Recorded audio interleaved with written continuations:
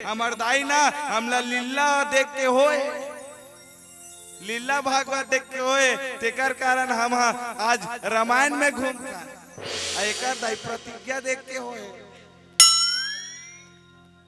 तो लड़का सज्जन सिंह नहीं बनेगा, बने बने सिखावे बनी तब काम के तोर लड़का सिखाए रामायण का सिखाती, लड़का प्रणाम करे सिखा। हे बेटा तोर दाई है पाँव पर, तोर बड़े दादा है पाँव पर, तो लेकिन आजकल के लड़का मन वो बोरिल पाँव पर थे।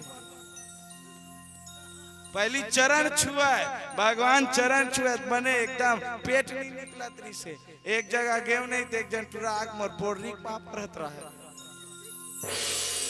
ये सिखाए के मोसी अपन लेकर सिखा रामचरितमानस के बारे में बता, लेकिन आजकल के मन हुआ 25 दिसंबर में सेंटा क्लास आएगा।